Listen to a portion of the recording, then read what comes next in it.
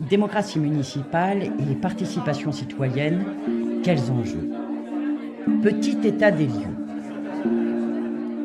Depuis la naissance de la philosophie grecque, les penseurs n'ont cessé de souhaiter un idéal politique où chaque individu assumerait de plein gré sa part de responsabilité dans la société. Bon, la participation citoyenne n'est donc pas une nouveauté, pas plus qu'un phénomène de mode, et il s'agit bien d'un enjeu majeur. Une participation citoyenne toujours questionnée, sans cesse expérimentée et étudiée de près, partout dans le monde, du Brésil à la Chine. Alors, lutter contre la monarchisation du pouvoir. Premier thème. Alors, le thème qui nous réunit ce soir est démocratie municipale et participation citoyenne. Quels enjeux? Démocratie municipale, un terme déjà à questionner. La municipalité est-elle bien l'expression de la démocratie?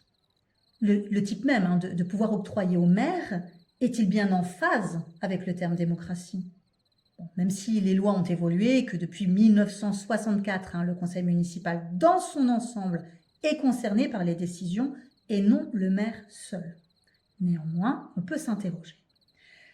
À l'échelle municipale, il suffit aussi de regarder les difficultés rencontrées par les élus de l'opposition municipale, qui, rappelons-le, représente aussi une grande partie de la population.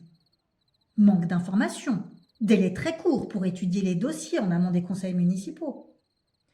Le baromètre de la démocratie locale, qui a été publié dans la Gazette des communes, est très éclairant pour comprendre les difficultés rencontrées au quotidien par les élus d'opposition. Par ailleurs, nous assistons actuellement à une crise de la démocratie. La démocratie représentative s'essouffle. La crise démocratique n'est plus une abstraction, mais une réalité. Regardons simplement les taux de participation aux différents scrutins pour en avoir un net aperçu. 46,23% de votants au second tour des dernières législatives de 2022. 46,23%. Les citoyens se désintéressent de la chose publique et marquent une défiance vis-à-vis des élus. Alors, si les représentants élus d'opposition, pourtant au cœur de la machine démocratique municipale, peinent à se faire entendre, qu'en est-il des citoyens ordinaires? Difficile pour les citoyens de faire entendre leur voix, voire même de donner de la voix dans le système actuel.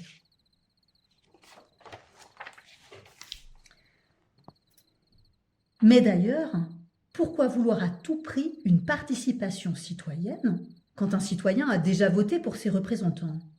Le citoyen n'a-t-il pas acté implicitement un transfert de charges et de responsabilités en glissant un bulletin dans l'urne? Et quelle place pour la réflexion citoyenne en dehors des décisions politiques? Car oui, il y a bien d'autres domaines dans lesquels les citoyens ont leur place et qui dépassent le simple stade du vote. Un endroit situé bien en amont des décisions, celui de la concertation, de l'étude, du collectage des idées. Cadre de vie, projet de territoire, environnement. Les citoyens ont beaucoup à dire, car il s'agit de changer leur territoire, celui dans lequel ils vivent, qu'ils aiment et défendent avec passion. Alors, il y a eu évidemment plusieurs tentatives de participation. En voici quelques repères historiques.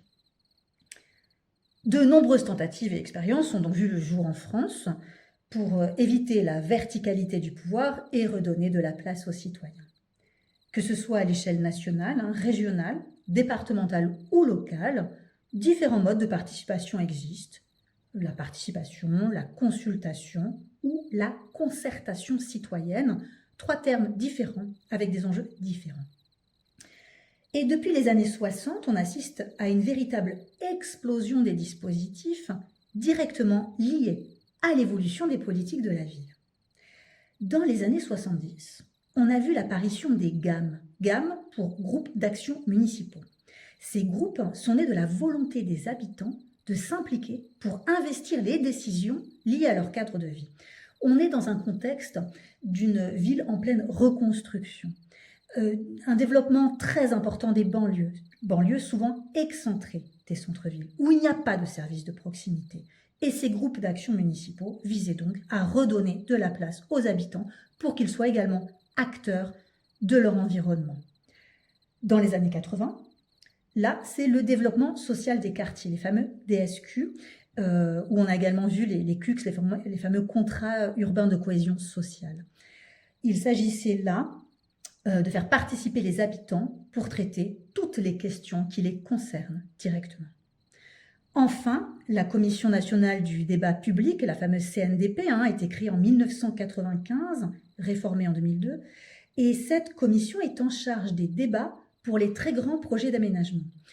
Quand un grand projet d'aménagement est prévu dans une ville, dans un quartier, et si le montant des travaux atteint un certain seuil, à ce moment-là, doit se mettre en place cette fameuse Commission nationale du débat public. C'est automatique sur un seuil de montant de travaux. On voit également apparaître des conseils de citoyens, des conseils de développement, des conseils de quartier, obligatoires pour les villes de plus de 80 000 habitants, ce qui n'est donc pas le cas pour la cité d'Angoulême, puisque nous n'atteignons pas ce nombre d'habitants. On voit également des dispositifs tels que les budgets participatifs pour impliquer des habitants. Et ce qui est intéressant, c'est de replacer l'origine de ces budgets participatifs, parce qu'ils sont nés en 1989, mais pas en France. Ils sont nés au Brésil.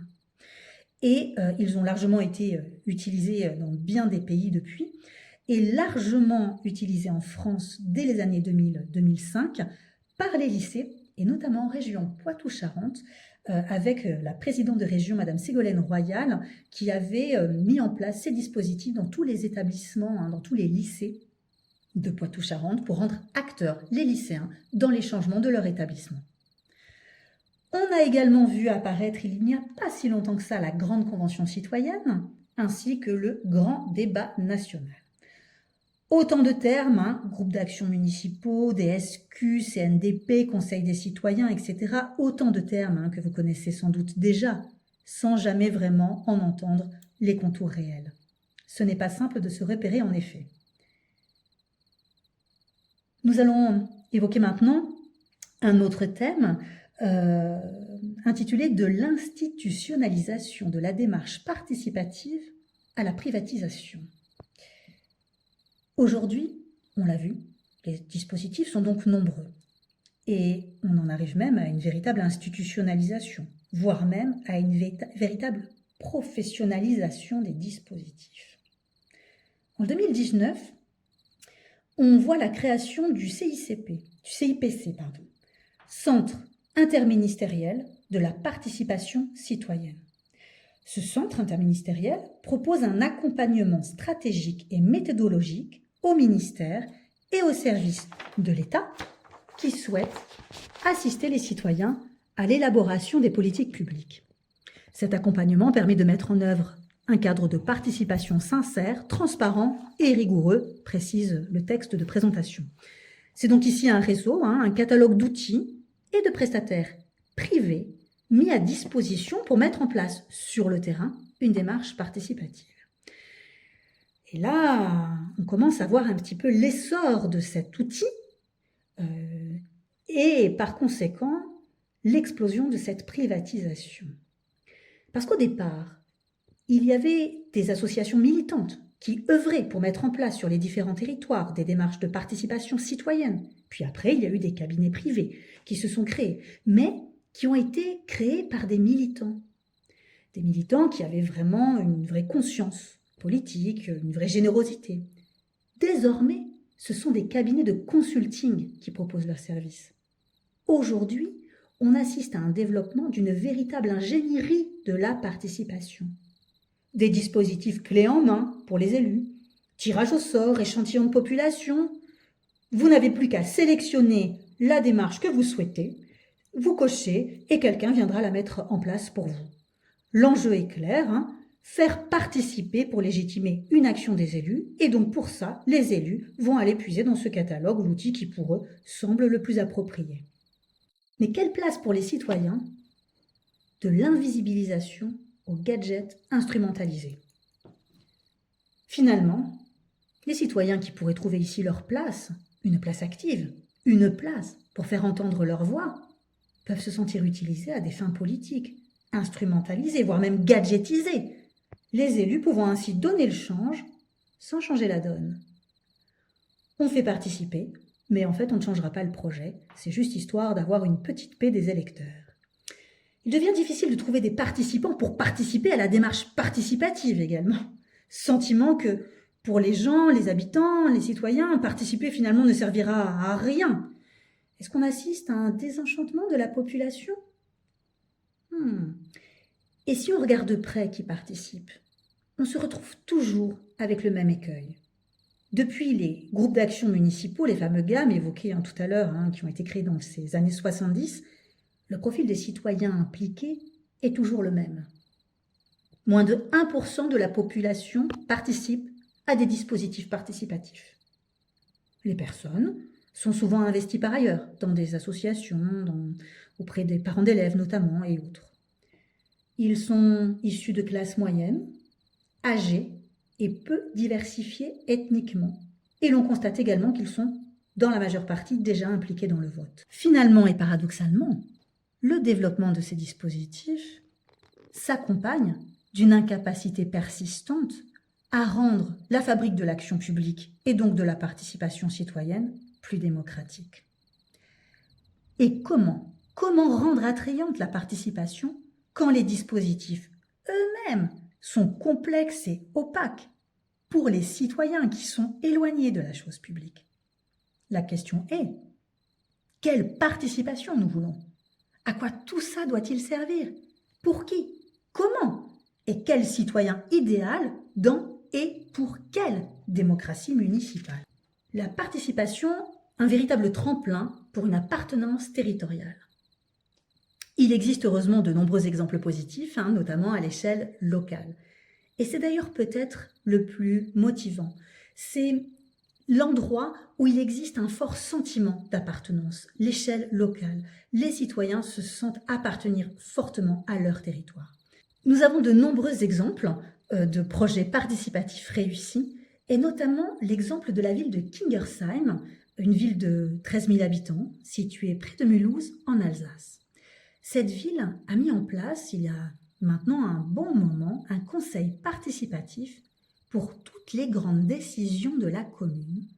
Et ce conseil est composé à 40% de volontaires, à 20% de personnes directement concernées par le sujet débattu et 40% de citoyens tirés au sort.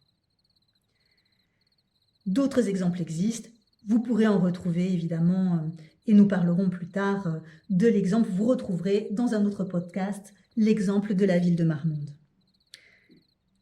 Mais à l'association comme un mardi, nous savons aussi qu'il existe des alternatives, des nouvelles voies non explorées.